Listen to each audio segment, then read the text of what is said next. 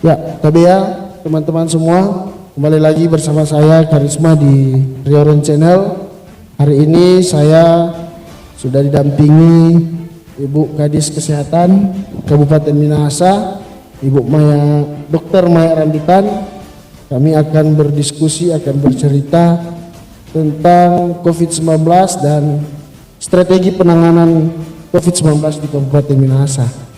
Ibu akan sedikit memberikan edukasi lagi seberapa apa sih COVID-19 itu, seberapa bahaya dia, mungkin upaya-upaya serta peran apa yang harus dilakukan atau sudah dilakukan oleh Dinas Kesehatan Kabupaten Minahasa. Hari ini saya sudah bersama-sama dengan Ibu Kadis. Bu, mungkin boleh memperkenalkan diri sedikit, Bu. Terima kasih. Nama saya Dr. Maya Rambitan, MKes. Saat ini dipercayakan sebagai Kepala Dinas Kesehatan Kabupaten Minahasa. Bu, sebelum orang lanjut lebih ke dalam ini, mungkin Ibu boleh membeberkan sedikit data terkini kasus COVID-19 di Kabupaten Minahasa. Untuk data terkini COVID-19 di Kabupaten Minahasa sampai dengan hari ini yang ada, yaitu data akumulasi untuk pasien terkonfirmasi positif ada 548 orang, dan dari 548 orang itu ada 499 pasien yang dinyatakan sembuh dan 30 pasien terkonfirmasi positif yang sedang dalam perawatan, dan sisanya adalah 19 orang yang meninggal. Kalau untuk beberapa hari terakhir ini, Bu, apakah ada yang terkonfirmasi COVID-19, Bu? Untuk 2 hari terakhir ini, puji Tuhan, kita semua bersyukur karena 2 hari terakhir ini tidak ada kasus. Jadi di Kabupaten Minahasa 2 hari terakhir ini tidak memiliki kasus terkonfirmasi positif. Artinya ini sebuah kabar baik untuk kita semua warga Sulawesi Utara, khususnya Kabupaten Minahasa, ya, Bu. Oke, Bu, mungkin Ibu bisa kembali memberikan penjelasan, edukasi kepada publik melihat kondisi hari ini. Publik juga masih banyak yang masih belum sadar akan seperti apa bahaya dari COVID-19 ini. Mungkin Ibu bisa memberikan sedikit gambaran. Terima kasih. Sebagai gambaran buat kita semua bahwa COVID-19 itu disebabkan oleh virus yang menyerang manusia. Dan tentunya kalau kita tahu bersama bahwa sebenarnya untuk penyakit yang disebabkan oleh virus itu walaupun kita tidak minum obat bisa sembuh tanpa adanya pengobatan. Jadi yang paling pokok adalah imunitas dari tubuh kita. Jadi pada saat imunitas tubuh kita kuat, maka pasti virus itu tidak akan masuk di dalam tubuh kita.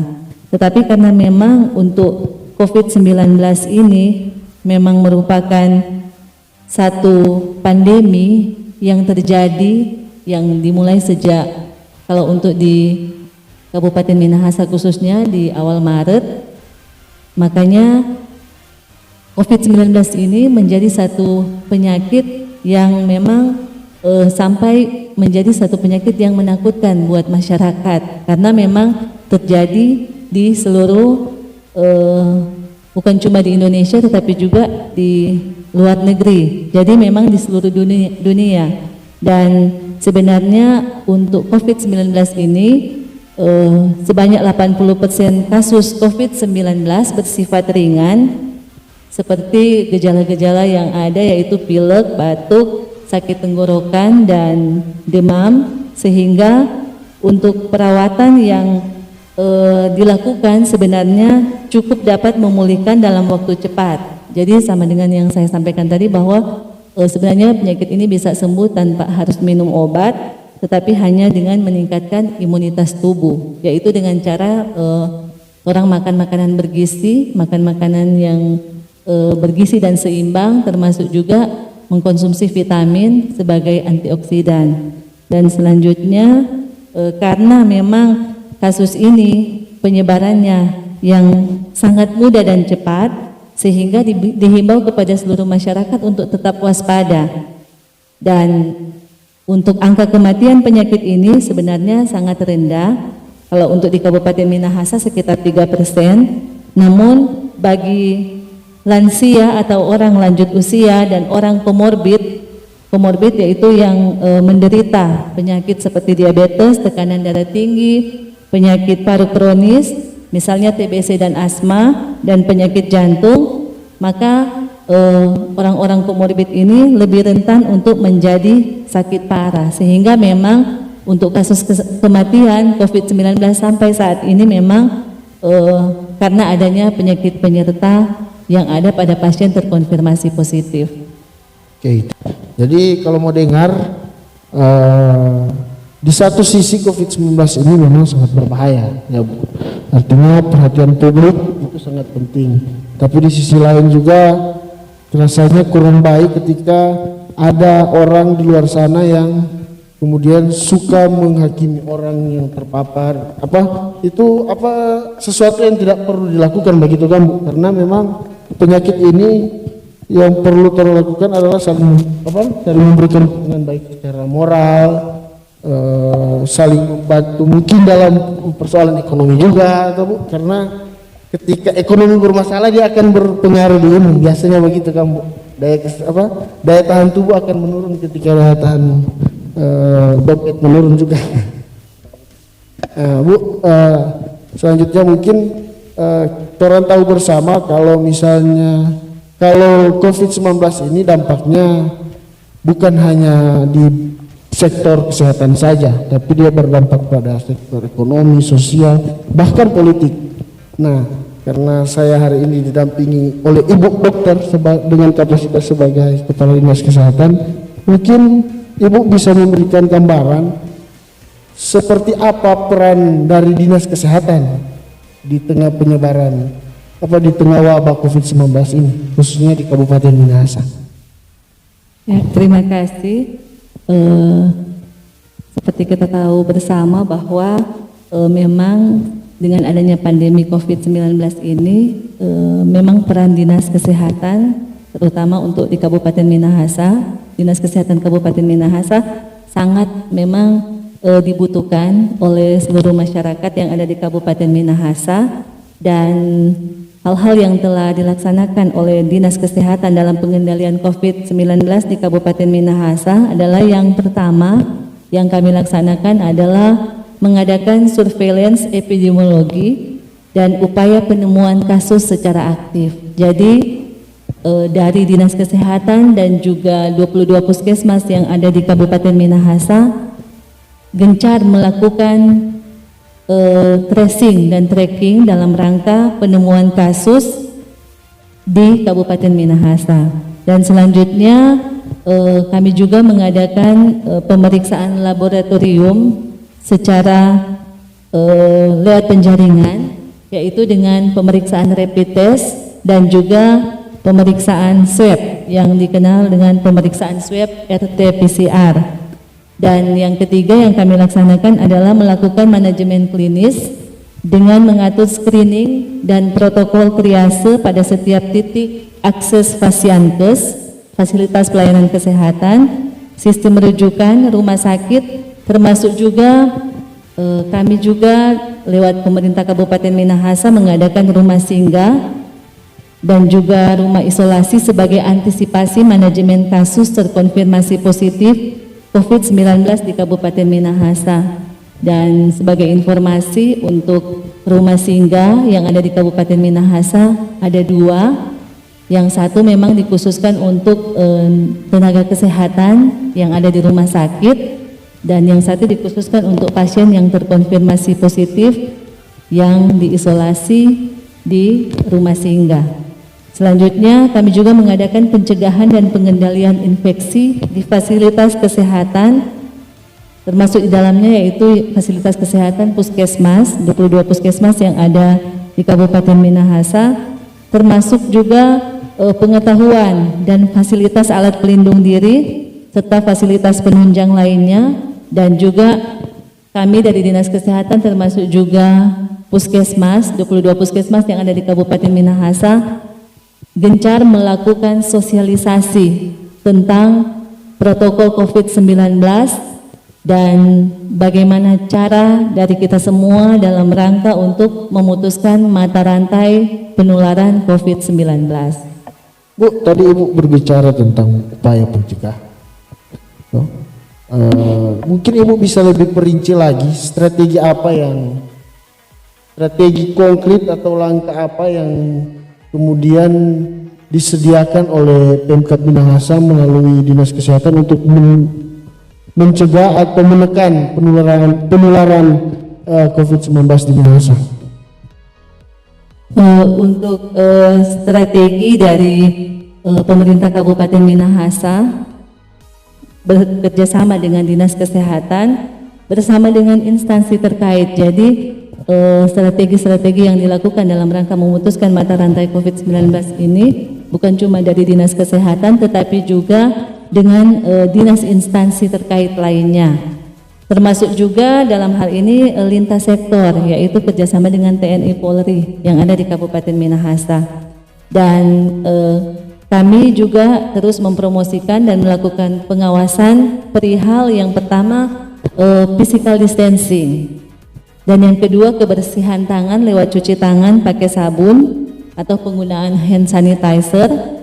Yang ketiga etika batuk atau bersin, jadi di tempat-tempat khususnya puskesmas ataupun rumah sakit dipasang baliho etika batuk atau bersin. Selanjutnya yang paling pokok juga yang sangat penting yaitu pemakaian masker, termasuk juga memastikan akses kebersihan tangan di depan gedung, fasilitas umum dan pusat transportasi, misalnya di pasar, toko, tempat ibadah ataupun lembaga-lembaga pendidikan lainnya, tersedia fasilitas cuci tangan dengan air dan sabun dalam jarak kurang lebih 5 meter dari semua toilet. Dan itu disediakan baik di fasilitas umum maupun di fasilitas swasta. Terkait dengan sosialisasi yang sedang kami laksanakan sekarang bersama lintas sektor terkait, yaitu Peraturan Bupati nomor 34 tahun 2020, yaitu kami di sini bekerja bersama dalam rangka memberikan sanksi operasi justisi yang dilaksanakan bersama lintas sektor terkait yang ada di Kabupaten Minahasa dalam rangka antisipasi dalam rangka memutus mata rantai penularan COVID-19. Oke. Jadi perlu ditekankan teman-teman, menjaga daya tahan tubuh, mencuci tangan, tapi mencuci tangan di sini menjaga tangan agar tetap bersih, bukan lari dari tanggung jawab begitu kamu. Mencuci tangan dalam konteks lari dari tanggung jawab. Oke, terima kasih Bu. Bu, kita sering mendengar ada istilah deteksi dini. Mungkin kalau salah bisa dikoreksi Bu. Mungkin Ibu bisa jelaskan apa itu deteksi dini COVID-19 atau bahas apa kalau kita salah, dan seberapa penting deteksi dini ini dilakukan. Mungkin agar supaya masyarakat tahu kalau ada misalnya nanti ada petugas yang turun ke jalan tuh, masyarakat tidak perlu merasa resah atau takut begitu. Betul sekali, memang yang paling pokok adalah deteksi dini dalam rangka kita mengantisipasi akan kasus dari COVID-19 ini. Yang pasti deteksi dini yang dilaksanakan adalah pemeriksaan atau testing yang sangat penting bagi penurunan kurva kasus. Karena dengan melakukan testing akan ada lebih banyak orang yang bisa teridentifikasi apakah terkena COVID-19 atau tidak. Dan jika sudah terinfeksi maka proses penanganan juga akan lebih mudah. Jadi kalau orang dapat tahu lebih cepat maka pasti orang akan lebih cepat atau lebih mudah dalam penanganan. Dengan melakukan ini diharapkan penyebaran dari COVID-19 bisa teratasi. Dan agar supaya efektif maka pemeriksaan harus diiringi dengan penelusuran kasus atau tracing dan dibarengi dengan pengobatan yaitu treatment. Dan tracing dilakukan untuk menelusuri kasus suspek, kasus probable dan kasus konfirmasi, dan tujuannya adalah agar dapat diberlakukan isolasi mandiri. Jadi setelah kami melakukan tracing baik di puskesmas maupun tracing dari dinas kesehatan, maka setelah didapati kasus maka dilakukan isolasi. Dan saat ini memang dengan adanya revisi kelima dari penanganan COVID-19, isolasi yang disarankan bagi yang selama ini yang kita kenal dengan OTG atau suspek itu isolasi mandiri di rumah masing-masing dan dilakukan agar COVID-19 tidak menyebar ke orang lain. Sedangkan pengobatan dilaksanakan dengan meningkatkan kapasitas pelayanan kesehatan untuk merawat dan mengobati pasien yang memerlukan pengobatan. Luar biasa. Dari cerita-cerita Ibu tadi kita bisa melihat bahwa Pemkab Minahasa khususnya di bidang kesehatan sangat mengurusi persoalan COVID-19 ini. Jadi Pemkab Minahasa tidak main-main begitu kan, bukan? Karena program strategi itu terus dilakukan, inovasi juga untuk mensosialisasikan upaya pencegahan dan menekan penularan COVID-19 ini terus dilakukan. Itu dilihat dari bagaimana kemudian Pemkab menggandeng instansi-instansi lain juga. Kita sering lihat di media-media terakhir intens menggelar rapid test massal di pasar-pasar dan juga operasi justisi. Luar biasa. Bu, terakhir mungkin Ibu bisa memberikan atau imbauan kepada masyarakat untuk lebih aware lagi dengan COVID-19 ini, khususnya dalam upaya-upaya mencegah penularan. Mungkin selanjutnya mungkin bisa hari ini Bu masih cukup banyak yang kita temukan di masyarakat terkait dengan adanya publik yang sering menghakimi atau sering menjauhi pasien atau bahkan keluarga pasien yang terkena COVID-19, padahal mana bahwa COVID-19 ini bukan aib begitu kan Bu? Mungkin Ibu bisa. Memang betul, sebenarnya pandangan-pandangan masyarakat terkait dengan COVID-19 ini, ada yang berpandangan bahwa ini penyakit biasa, tetapi juga ada yang berpandangan bahwa ini penyakit yang seperti disebutkan oleh Pak Karisma tadi bahwa merupakan suatu aib. Dan memang pada kenyataannya yang terjadi demikian, bahwa pasien-pasien yang terkonfirmasi positif khususnya yang ada di Kabupaten Minahasa, ada yang memang diterima di masyarakat dan ada yang tidak. Malah pada saat dia sembuh pun masih ada yang belum bisa menerima akan kehadiran dari pasien terkonfirmasi tersebut. Padahal sebenarnya seperti yang telah kami sampaikan juga disosialisasikan oleh Puskesmas bahwa kita tidak perlu takut. Yang pasti yang paling pokok adalah seperti yang saya sampaikan tadi bahwa imunitas tubuh itu memang sangat dibutuhkan, dan yang memang yang penting yang sangat dibutuhkan dari kita semua adalah imunitas dan iman dari kita semua. Jadi pasti kalau orang punya imun dan iman yang kuat, maka pasti orang akan bisa melewati semua ini. Yang pasti bahwa jangan kita kucilkan pasien-pasien yang telah terkonfirmasi positif, karena mereka juga adalah bagian dari kita semua. Mereka membutuhkan topangan, dukungan dari kita semua dalam rangka menghadapi akan penyakit ini. Yang pasti kalau kita memberikan dukungan dan kekuatan terutama bagi mungkin tetangga kita atau orang tua ataupun saudara kita yang terkonfirmasi positif, maka pasti kita berharap dan kita berdoa Tuhan Yesus akan selalu memberikan kekuatan buat yang terkonfirmasi positif, terutama yang ada di Kabupaten Minahasa yang ada saat ini, yang memang masih dalam perawatan ada 30 orang, dan ini merupakan satu hal yang menjadi penyemangat buat mereka. Jadi jangan kita menganggap bahwa penyakit ini merupakan aib, karena ini bukan aib, tetapi memang penyakit yang ada. Sebenarnya penyakit ini penyakit biasa, tetapi karena pandemi menjadi penyakit yang luar biasa.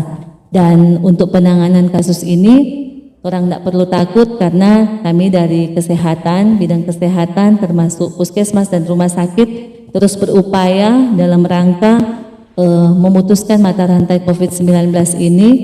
Dan memang kami tidak bisa bekerja sendiri, kami membutuhkan bantuan, dukungan, topangan dari seluruh masyarakat yang ada di Kabupaten Minahasa, karena setelah kita lihat bersama, pada akhirnya semua kembali ke diri kita. Kita tidak melaksanakan 3M, menggunakan masker, menjaga jarak, mencuci tangan pakai sabun, dan yang M terakhir yang ditambahkan oleh Pak Gubernur yaitu menghindari kerumunan. Jika kita tidak melaksanakan akan protokol kesehatan ini, maka pasti pandemi virus COVID-19 ini belum akan berakhir. Tetapi kalau kita bersama-sama bergandeng tangan melaksanakan akan protokol kesehatan yang ada, maka kita yakin dan percaya pasti virus ini akan berakhir. Oke, kawan-kawan. Jadi tadi Ibu sudah menjelaskan, patuhi protokol kesehatan, itu salah satu kuncinya. Dan ingat, jangan pernah mendiskriminasi, jangan pernah menghakimi atau menjauhi pasien atau keluarga yang terkena COVID-19. Oke, terima kasih Bu, sangat bermanfaat sekali perbincangan hari ini. Semoga juga bisa memberikan edukasi kepada publik dan informasi bahwa Dinas Kesehatan juga tadi sudah disebutkan oleh Ibu terus bersedia dan terus membuka diri kepada publik yang mungkin ingin berkonsultasi, yang mungkin ingin melakukan pengecekan, atau mungkin mau terlibat bersama dalam upaya pencegahan. Terima kasih Bu, diskusi hari ini sangat bermanfaat. Sekali lagi semoga bisa memberikan edukasi kepada kita semua seperti apa COVID-19 ini dan bagaimana kita menangani ke depan. Kita berdoa bersama agar para pasien yang masih terkena COVID-19 tadi, ada 30 pasien, bisa cepat sembuh, dan kita berdoa bersama agar pandemi ini cepat berakhir dan kita bisa beraktivitas kembali seperti biasa. Sekian, sampai berjumpa di kesempatan lain.